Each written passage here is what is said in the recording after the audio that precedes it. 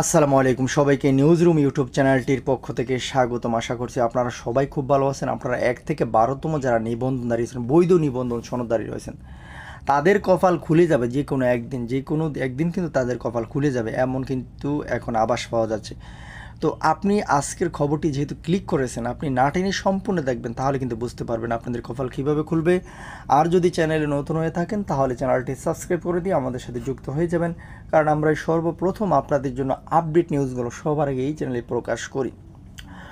বেসরকারি শিক্ষক নিবন্ধন ও প্রত্যয়ন কর্তৃপক্ষ এনটিআরসি কার্যালয়ের সামনে অবস্থান কর্মসূচি পালন করছেন 1ম থেকে 12তম নিবন্ধনধারী প্রার্থীরা। এখানে দেখেন যারা প্রার্থীরা এখানে করছে তাদের ব্যানারটা একটু আমরা পড়ি। এনটিআরসি সনদধারী দীর্ঘ সময় ধরে নিয়োগ বঞ্চিত 1 থেকে 12তম শিক্ষক শিক্ষিকাদের নিয়োগ নিশ্চিত প্রক্রিয়া ও আইন সংস্কারের বিশেষ বিজ্ঞপ্তি প্রকাশের দাবিতে লং মার্চ টু এনটিআরসি এবং শান্তিপূর্ণ অবস্থান কর্মসূচি আয়োজনে এনটিআরসি দ্বারা নিবন্ধিত 1ম থেকে 12তম নিয়োগ প্রত্যাশী সকল যারা রয়েছে নিবন্ধনধারীরা বয়সে সনদের মেয়াদ শিথিল করে বিশেষ গণবিজ্ঞপ্তি প্রকাশের দাবিতে বেসরকারি শিক্ষক নিবন্ধন ও প্রত্যয়ন কর্তৃপক্ষ এনটিআরসি কার্যালয়ের সামনে অবস্থান কর্মসূচি পালন করেছেন 1ম থেকে 12তম নিবন্ধনধারী প্রার্থীরা। রাজধানীর ইস্কাটনে বেসরকারি শিক্ষক নিবন্ধন ও প্রত্যয়ন কর্তৃপক্ষ এনটিআরসি কার্যালয়ের সামনে 1 থেকে 12তম সাধারণ নিবন্ধনধারী শিক্ষক ঐক্যবদ্ধ প্ল্যাটফর্মের ব্যানারে তারা অবস্থান কর্মসূচি পালন করছেন। নিবন্ধনধারী প্রার্থীরা বলেন, 2021 খ্রিস্টাব্দের 8 অক্টোবর থেকে এনটিআরসি নানা রকমের বৈষম্য, স্বজনপ্রীতি, দলীয়করণ, আইনের অপব্যবহার, মন করা নিয়মনীতি, বাণিজ্য ইত্যাদির কারণে আমরা 1 থেকে 12তম সাধারণ শিক্ষক বৃন্দ আন্দোলন সমাবেশ করেছি, বিভিন্ন স্থানে দ্বারা দ্বারা ঘুরেছি, অধিকার বঞ্চিত, বেকারত্বের অভিশাপ মাথায় নিয়ে মানবেতর জীবনযাপন করেছি। বৈধ সনদ অর্জন করার পরেও বিগত সরকারের সাবেক শিক্ষামন্ত্রী ডক্টর দীপমণি ব্যারিস্টার মহিবুল হাসান নওফেলের যোগ সাজেশে চরম বৈষম্য, এক তারা অমানবিক এবং প্রতিহিংসা শিকার অতিষ্ঠকালে আমরা দিনানিপাত করেছি।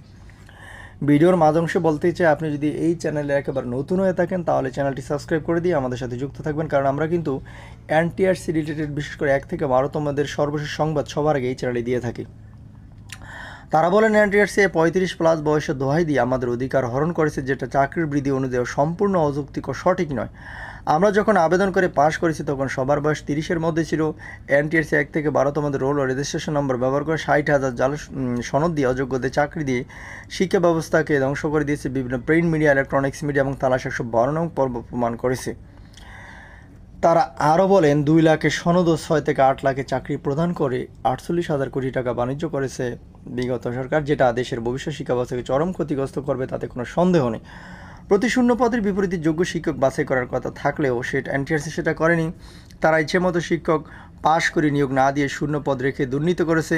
এনটিআরসি এ পর্যন্ত 17 থেকে 18টি পরীক্ষা গ্রহণ করেছে এবং তার বিপরীতে নিয়োগ সুপারিশ করেছে মাত্র 5 বার, 2016 সাল, 18 সাল, 20, 22 এবং 24 সাল। একমাত্র এনটিআরসি চাকরির জন্য 2 বার পরীক্ষা বা 2 বার আবেদন করতে হয়, 2 বার টাকা খরচ করতে, যেটা খুবই হাস্যকর। যেমন প্রথমবার এমসিকিউ রিটেন বা ভাইভা পাস করতে এবং পরে আবার মেধার মতে আবেদন করতে হয় নিয়োগের জন্য। গত সরকারের আমলে শাহবাগে 200 দিনের আন্দোলন করা হয়েছিল। সরকার পতনের পর আমরা বিভিন্ন আন্দোলন, সংগ্রাম, সমাবেশ ও কর্মসূচি পালন করে আসছি, কিন্তু এরপর আমাদের নিয়োগ দেওয়া হয়নি। বিগত কর্মসূচি আন্দোলনের ফলে 2024 খ্রিস্টাব্দের 17 অক্টোবর, 23 ডিসেম্বর প্রতিশ্রুতি দিয়েও দাবি বাস্তবায়ন হয়নি। এছাড়া 23 ডিসেম্বর এনটিআরসি কর্তৃক শিক্ষা মন্ত্রণালয়ে প্রেরণকৃত চিঠির ও নিয়োগের বিষয়ে কোনো ব্যবস্থা নেওয়া হয়নি বলেন তারা। তা আশা করি বুঝতে পেরেছেন। আপনাদের প্রতি শুভকামনা থাকবে। আসসালামু আলাইকুম।